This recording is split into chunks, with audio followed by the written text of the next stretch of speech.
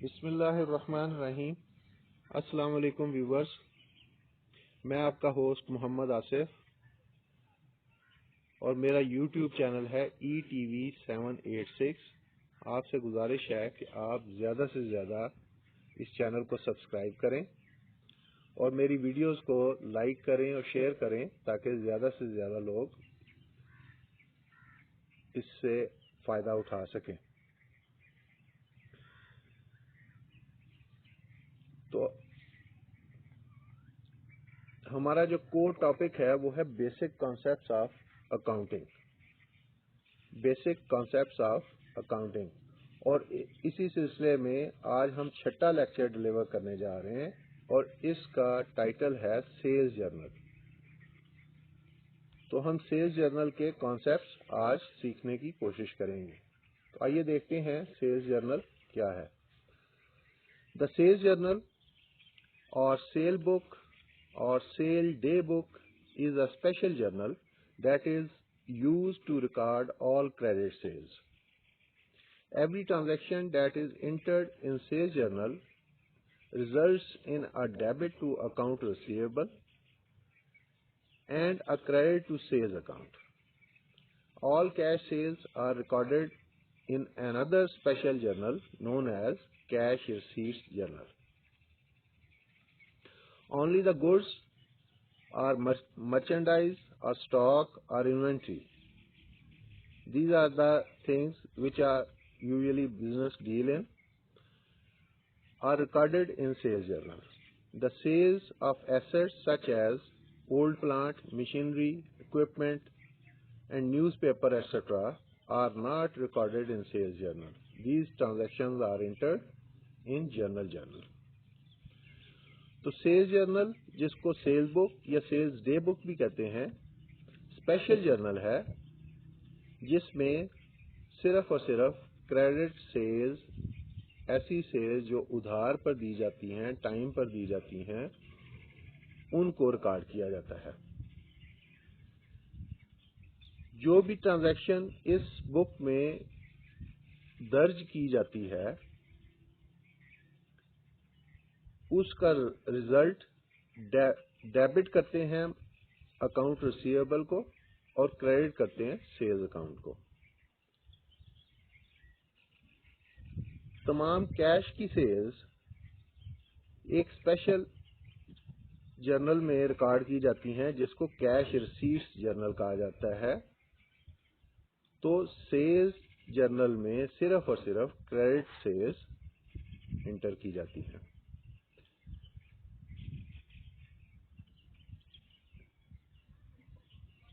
Goods, merchandise, stock या inventory, ये वो स्टॉक है, वो चीज है जिसको बिजनेस, जिसका कारोबार करता है और इसी को सिर्फ सेल्स जर्नल में दर्ज किया जाता है। इसके अलावा एसेट्स, जैसा कि कोई पुराना प्लांट हो, मशीनरी हो, इक्विपमेंट हो या न्यूज़पेपर्स वगैरह हो, ये सेल्स जर्नल में रिकॉर्ड नहीं किए जाते। इन ट्रांजैक्शन को जर्नल में रिकॉर्ड किया जाता है।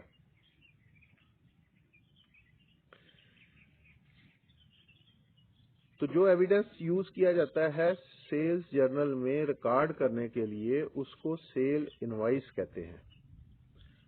आइए देखते हैं सेल इनवॉइस क्या होती है। व्हेन सेलर और supplier sells goods, merchandise, inventory or stock on credit, he prepares an invoice known as sale invoice. This invoice is sent to the customer along with the merchandise. Seller also prepares a duplicate copy of sales invoice. This duplicate copy is kept by the seller with him because the entry in the sales journal is made on the basis of this sale invoice. Seller, जिसको supplier भी कहा जाता है, वो जब goods sale करता है credit पे तो वो एक इनवॉइस प्रिपेयर करता है और इस इनवॉइस को सेल इनवॉइस कहा जाता है।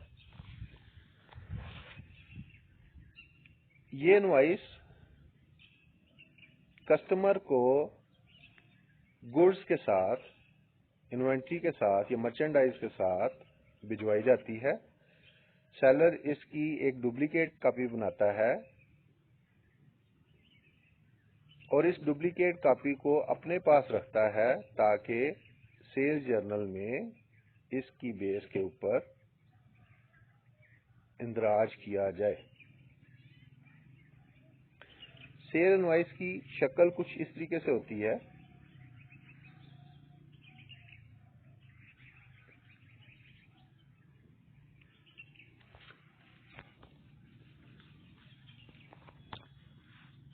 Invoice number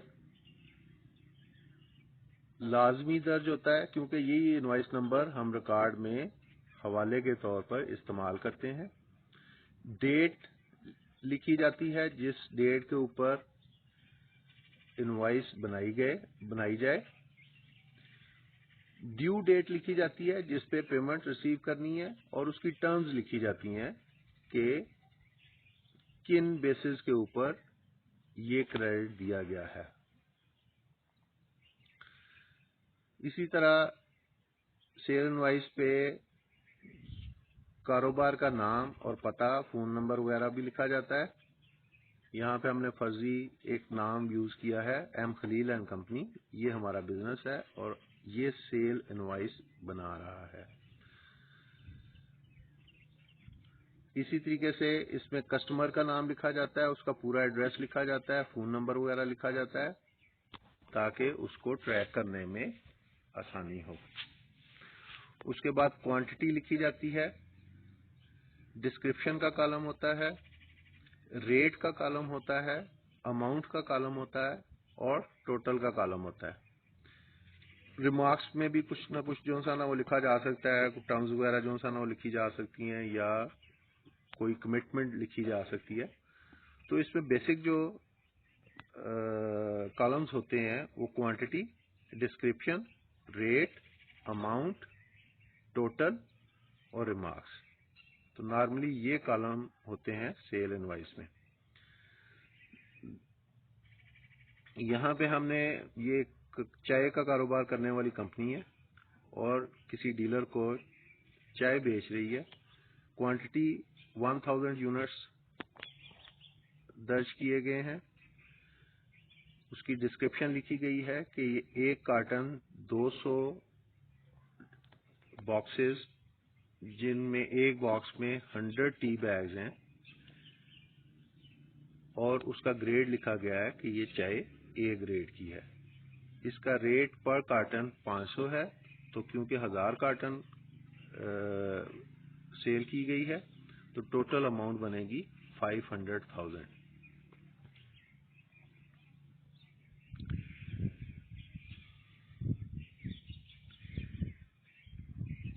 Always remember that sales sales invoice and purchase invoice are two different names of the same document. It is always prepared by the seller and is called sales invoice in the record of the seller and purchase invoice in the record of the buyer. The seller uses it to record a sales transaction in the sales journal and the buyer uses it to record a purchase transaction in the purchase journal.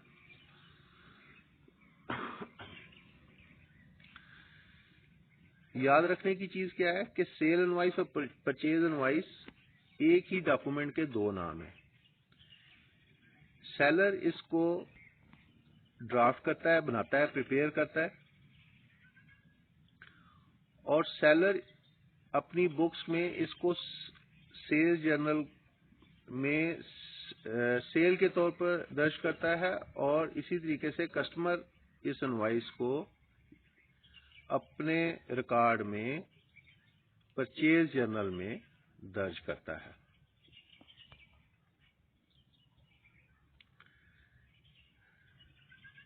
Cell journal की शक्ल कुछ इस तरीके से है। इसमें date का column होता है, जिस डेट पे ट्रांजैक्शन की जाए, किस अकाउंट को डेबिट किया गया है यानी कि किसको इन्वेंट्री दी गई है या ये मर्चेंडाइज दी गई है, उसका नाम होता है। इनवाइस का नंबर होता है, पोस्ट रेफरेंस होता है,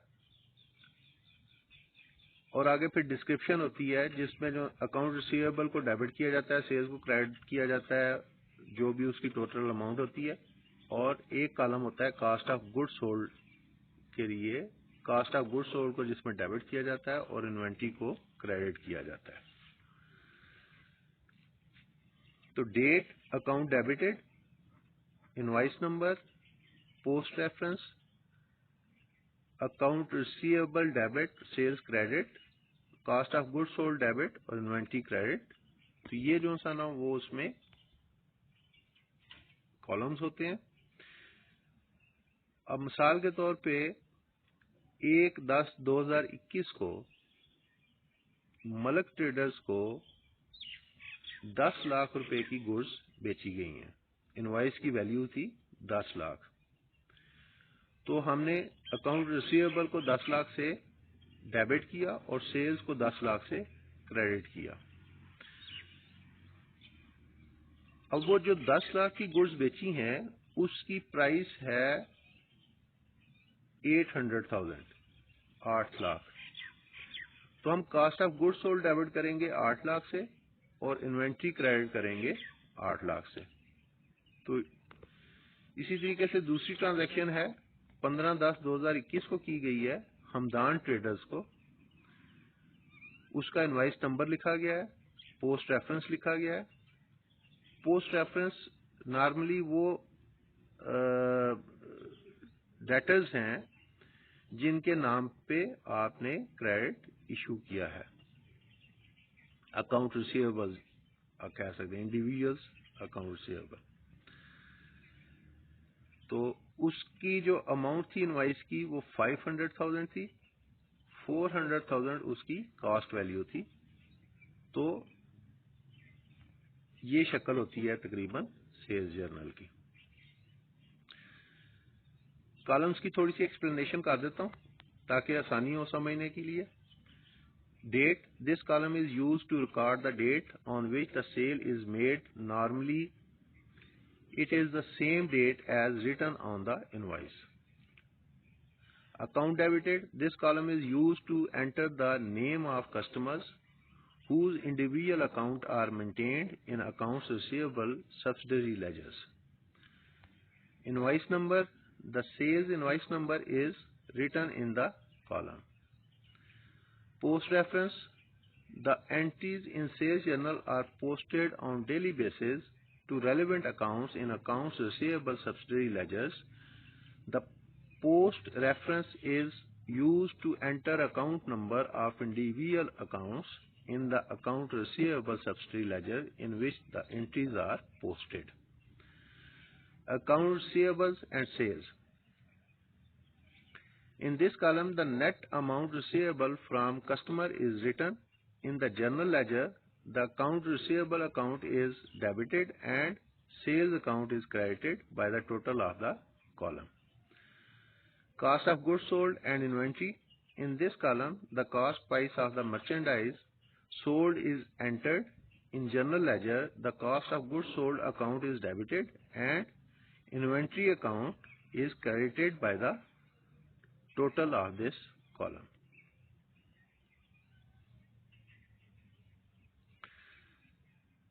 Posting entries from sales journal to subsidiary ledgers and general ledgers. The entries in sales journal must be posted from sales journal to individual accounts in accounts receivable subsidiary ledgers and general ledgers. The posting procedure is briefly explained below. Number 1. Posting to account receivable subsidiary ledger at the end of each day or immediately after the transaction has been performed. The individual entries are debited to appropriate accounts in account receivable subsidiary ledger, etc.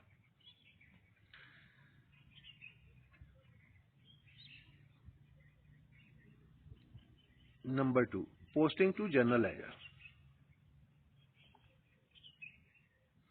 At the end of each month or another appropriate period, the column totals of sales journal are posted to relevant general ledger account as follows.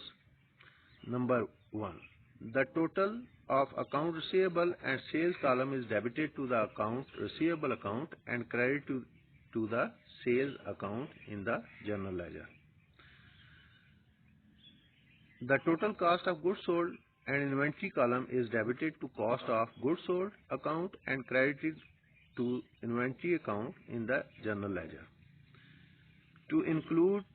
To indicate that the posting has been made to general ledger accounts, the account numbers of general ledger account are written in parentheses below the total of the relevant columns of sales journal. देख चुके हैं, वही format है सारा.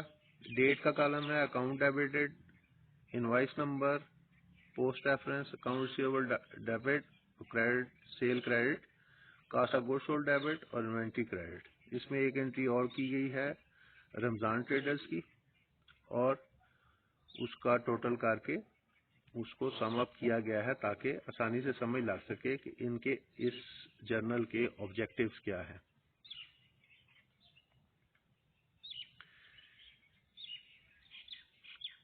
अगर हम sale tax को भी इस जर्नल में एडजस्ट करें तो उसका कुछ फार्मूला इस तरीके से होगा कि the sales journal given above shows that the seller is collecting a sale tax at the rate 10% on all goods sold to customers. The posting of this sales journal will be similar to the posting explained in the above example. A sales tax payable account would be opened in the general ledger and the total of asset taxes payable column of sales journal would be credited to the account at the end of the each month or another appropriate period. तो जब हम sale tax को adjust करेंगे sales journal के अंदर तो एक column और ऐड हो जाएगा सेल टैक्स का और कुछ फॉर्मेशन इस तरीके से सेल्स जर्नल की बनेगी कि डेट का कॉलम होगा अकाउंट डेबिटेड जैसा कि ऊपर बताया है, इनवॉइस नंबर, पोस्ट रेफरेंस. अब डेबिट और क्रेडिट के कॉलम्स अलग-अलग बना दिए हमने. अकाउंट रिसीवेबल डेबिट किया हमने, सेल टैक्स पेएबल क्रेडिट किया और सेल क्रेडिट किया. तो हम पहले जो सा ना सिर्फ सेल को क्रेडिट कर रहे थे, अब उसका स्प्लिट आ गया है. सेल और टैक्स पेएबल जो सा दोनों क्रेडिट किए जाते हैं और अकाउंट रिसीवेबल को डेबिट किया जाता है. तो इस तरीके से जो कस्टमर होता है उसके बिहाफ पे सेल टैक्स पे किया जाता है और उसको रिसीवेबल बनाया जाता है अपने बुक्स में.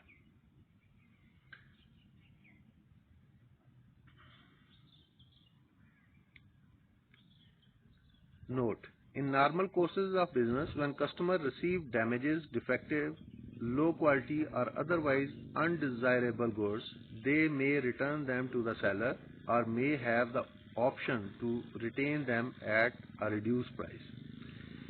Sales returns occur when a customer does not accept such goods and return them to the seller for a full refund or credit. And sales allowance occurs when a customer chooses to accept them but at a reduced price.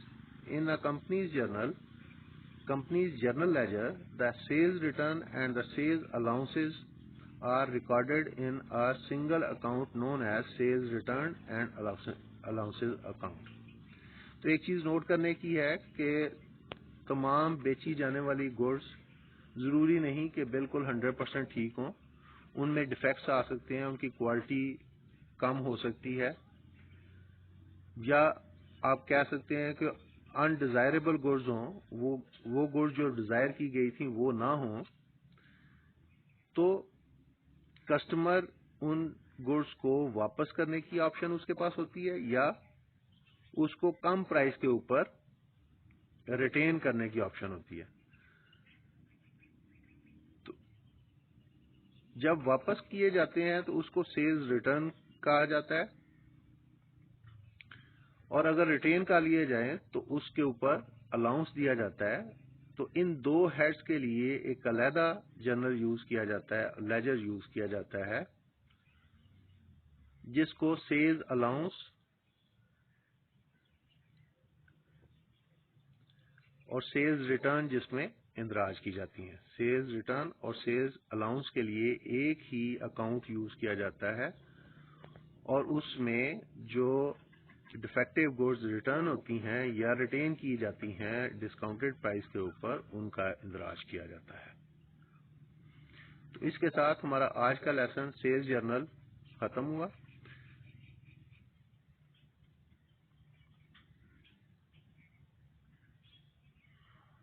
मेरा channel ETV 786 है। Thank you for watching the video and your feedback which is encouraging.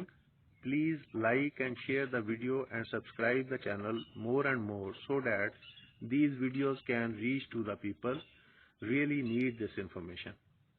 तो ज़्यादा से ज़्यादा मेरे channel को subscribe करें और मेरी वीडियोस को लाइक करें और शेयर करें ताकि